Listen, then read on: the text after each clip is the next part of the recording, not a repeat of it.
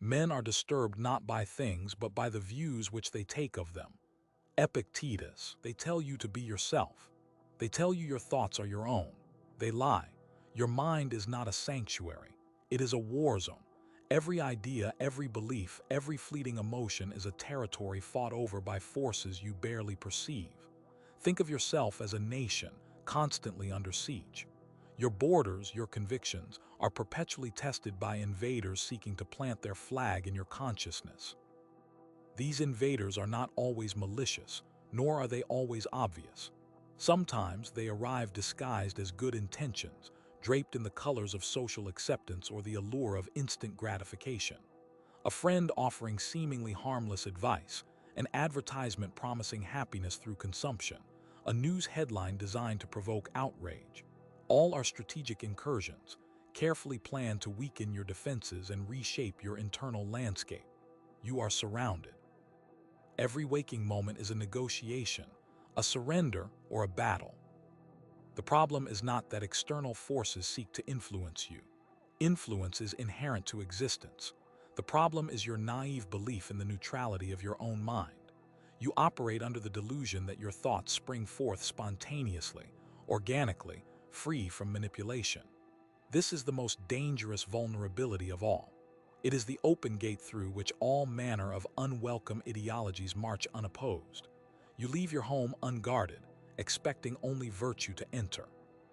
Consider the media you consume. Each article, each video, each fleeting image is crafted to elicit a specific response. Fear, anger, desire. These are the levers they pull to steer your attention, to mold your opinions, to ultimately control your actions. And you, in your blissful ignorance, absorb it all like a sponge, polluting the very source of your reason. Your mind becomes a reflection of the chaos around you, a distorted mirror reflecting the agendas of others. Examine the opinions you hold most dear. How many of them are truly your own, forged in the crucible of independent thought? How many are simply regurgitated mantras, borrowed from the prevailing narratives of your social circle, your political tribe, your chosen influencers? You are a parrot, repeating phrases you barely understand, convinced of their inherent truth because they are echoed by those you trust. The battlefield extends beyond the external world.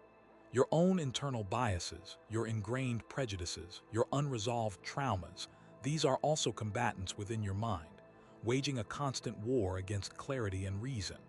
They cloud your judgment, distort your perceptions, and drive you to self-destructive behaviors, all while whispering justifications in your ear.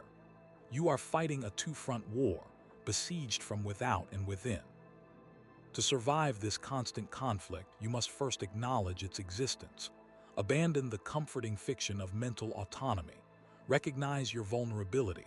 Accept that your mind is not a pristine temple but a contested territory. Only then can you begin to fortify your defenses, to identify the invaders, to reclaim your sovereignty. This is not a call to paranoia, but a call to awareness. Sharpen your senses. Question everything. Trust no one, least of all yourself, without rigorous examination. The first step is to establish a clear understanding of your own values, your own principles, your own objectives. What do you stand for? What are you willing to defend? What price are you willing to pay? Without this foundation, you are merely a leaf in the wind, buffeted by every passing breeze. You are a ship without a rudder, tossed about by the currents of external influence. Next, learn to identify the tactics of manipulation. Become a student of rhetoric, of propaganda, of psychological warfare. Understand how emotions are weaponized, how narratives are constructed, how biases are exploited. Recognize the subtle cues, the hidden agendas, the unspoken assumptions that underlie every attempt to influence you. Arm yourself with knowledge. Knowledge is the only true defense. Cultivate the discipline of critical thinking. Challenge every assumption. Demand evidence. Seek out alternative perspectives. Refuse to accept information at face value.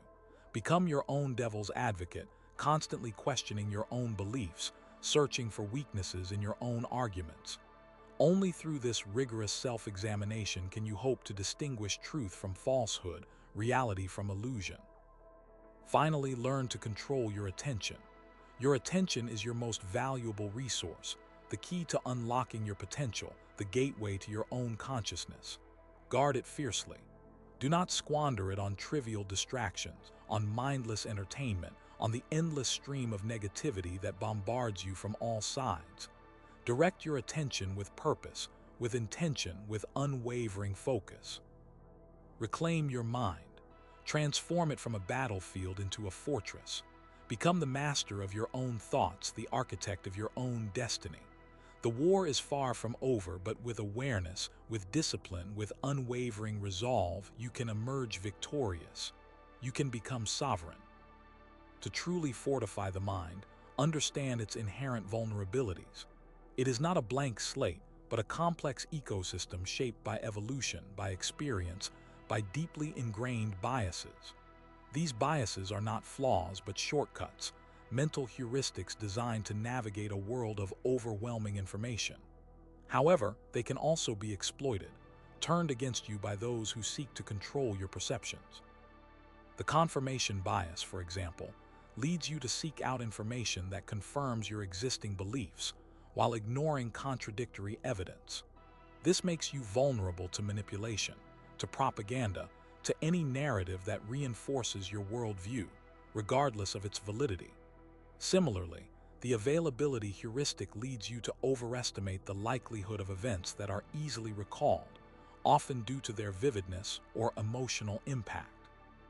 This can distort your perception of risk, leading you to make irrational decisions based on fear or anxiety. Understand these biases, these cognitive blind spots, and you begin to see the cracks in your own mental armor.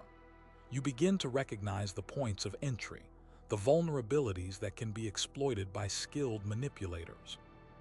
Consider the power of framing.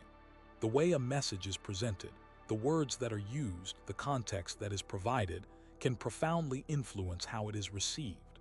A glass half empty is not the same as a glass half full, even though they contain the same amount of liquid. A tax increase can be framed as an investment in the future, or as a theft of your hard-earned money. A military intervention can be framed as a humanitarian mission, or as an act of aggression. By controlling the frame, by shaping the narrative, manipulators can control the perceptions of others, influencing their thoughts, their emotions, and their actions. Learn to recognize the frames that are being used, the underlying assumptions, the hidden agendas. Ask yourself who benefits from this framing. What are they trying to achieve? What information are they leaving out? By deconstructing the frames, by analyzing the narratives, you can expose the underlying manipulations and reclaim your own perspective. Furthermore, acknowledge the power of emotions. Emotions are not simply feelings, but powerful drivers of behavior, capable of overriding logic and reason. Fear, anger, love, hate, these are the primal forces that shape our decisions, that drive our actions, that define our relationships. Manipulators understand this, and they exploit it ruthlessly. They use fear to control, anger to incite, love to manipulate, and hate to divide. They know that when emotions are heightened, reason is diminished. They know that when people are afraid, they are more likely to obey. When they are angry, they are more likely to act impulsively. When they are in love, they are more likely to be taken advantage of. Learn to recognize the emotional triggers that are being used, the techniques that are being employed to manipulate your feelings. Develop the ability to observe your emotions objectively, to acknowledge them without being overwhelmed by them. Cultivate emotional detachment, the ability to step back from your own feelings and see them for what they are, powerful forces that can be harnessed for good or used for ill. Study the art of persuasion. Persuasion is not about coercion, but about influencing others to adopt your point of view, to support your goals, to act in your interests. It is a skill that can be learned, honed, and mastered. Understand the principles of rhetoric, the art of effective communication. Learn how to craft compelling arguments, how to use persuasive language, how to appeal to emotions, how to build rapport, how to establish credibility. Study the techniques of salesmanship, the art of negotiation, the science of influence. Understand how to identify the needs and desires of others, how to frame your arguments in terms that resonate with them, how to overcome their objections, how to close the deal. But remember, persuasion is a double-edged sword. It can be used to achieve noble goals, but it can also be used to deceive and manipulate. Use your knowledge wisely, ethically, and responsibly. Be aware of the power of social pressure. Human beings are social creatures, hardwired to conform to the norms and expectations of their group. This desire for belonging, this fear of rejection, can be exploited to manipulate individuals into accepting beliefs or engaging in behaviors that they would otherwise reject. The phenomenon of groupthink, for example, occurs when a group of people, striving for consensus, suppress dissent and critical thinking, leading to poor decisions. The bystander effect, on the other hand, occurs when individuals are less likely to intervene in an emergency when others are present, assuming that someone else will take responsibility. Understand the power of social pressure, the subtle ways in which it can influence your thoughts and actions. Learn to resist the urge to conform, to think for yourself, to stand up for your beliefs, even when it is unpopular. Cultivate the courage to be different, to challenge the status quo, to speak truth to power. Finally, never underestimate the importance of self-awareness. To truly master your mind, you must first understand yourself. What are your strengths? What are your weaknesses? What are your values? What are your goals? What are your fears? What are your desires? Only by knowing yourself intimately can you hope to protect yourself from manipulation, to resist temptation, to stay true to your own path. Practice mindfulness, the art of paying attention to the present moment without judgment. Observe your thoughts, your emotions, your sensations without getting caught up in them. Learn to recognize the patterns of your own mind, the habits of your own behavior, the biases that shape your perceptions. Cultivate self-compassion, the ability to treat yourself with kindness and understanding, even when you make mistakes. Remember, you are a work in progress, constantly evolving, constantly learning. Be patient with yourself, be forgiving of your flaws, and never stop striving to become the best version of yourself. Consider the case of the hostile takeover. A predator company, sleek and ruthless, sets its sights on a vulnerable target. The target, perhaps, is bloated with complacency, its leadership entrenched in outdated strategies, its stock price languishing. The predator begins its silent accumulation, buying shares discreetly, amassing a significant stake without alerting the target. This is the initial psychological assault, a slow, insidious erosion of confidence. The predator understands that markets are driven by fear and greed, and it exploits these emotions with surgical precision. Rumors are planted, whispers of instability, of mismanagement, of impending doom. These seeds of doubt take root in the minds of shareholders, weakening their resolve, making them more susceptible to the predator's advances. The target company, oblivious to the danger, continues its business as usual, blinded by its own arrogance, its own internal politics. Predator waits patiently, like a spider in its web, observing, calculating, preparing to strike. When the moment is right, it launches its formal bid, a public declaration of its intent to acquire the target. The news sends shockwaves through the market, creating panic and uncertainty. The target's stock price plummets, further weakening its position. The predator, in contrast, projects an image of strength and competence, promising to restore value to the company, to unlock its hidden potential. This is the psychological manipulation at its finest, a carefully orchestrated campaign to control the narrative, to sway public opinion, to undermine the target's defenses. The target's leadership, finally realizing the gravity of the situation, scrambles to mount a defense. They hire lawyers, investment bankers, public relations firms. They try to rally support from shareholders, employees, and the community, but their efforts are often too little, too late.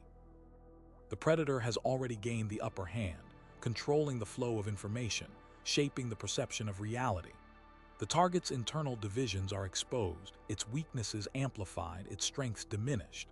The predator exploits these vulnerabilities, driving wedges between factions, sowing discord and mistrust. The battle for control intensifies, becoming a war of attrition, a test of wills. The predator uses every weapon at its disposal: proxy fights, lawsuits, media campaigns. It seeks to isolate the target, to cut off its lines of communication, to wear down its resistance. The target, increasingly desperate, resorts to increasingly risky tactics. It launches counterattacks, makes promises it cannot keep, engages in acts of self-sabotage. Its reputation is tarnished, its credibility undermined. In the end, the predator usually prevails. The target, weakened and demoralized, is forced to surrender. The predator takes control, dismantles the company, sells off its assets, and profits from its demise. This is the brutal reality of the corporate world, a Darwinian struggle for survival where only the strongest and most ruthless prevail.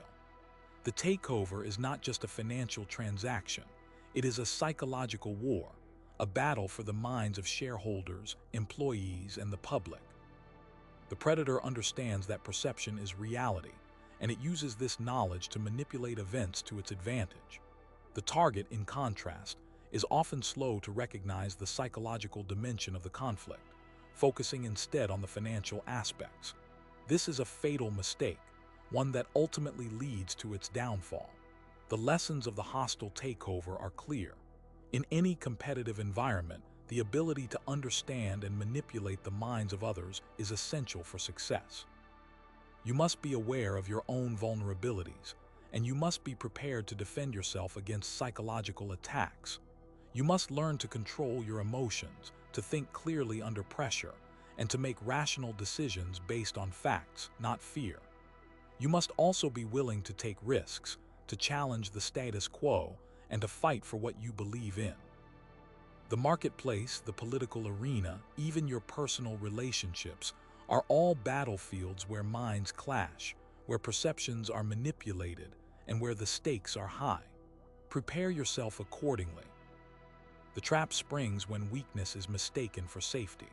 Complacency, the warm embrace of the status quo, becomes a comfortable prison.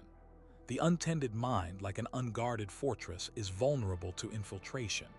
Doubts, fears, and anxieties, whispered by external forces or born from internal insecurities, begin to corrode the foundations of resolve. A single point of vulnerability, a forgotten duty, an unaddressed flaw, these are the cracks through which the enemy pours. He does not need to batter down the gates. He simply exploits the existing weaknesses, widening the fissures until the entire structure collapses from within. This is the essence of psychological warfare, to make the target defeat itself. The weak fail because they underestimate the power of perception. They believe that facts speak for themselves, that truth will inevitably prevail. They cling to the illusion of fairness, expecting others to adhere to their own code of conduct. But the world is not fair, and perception is often more powerful than reality.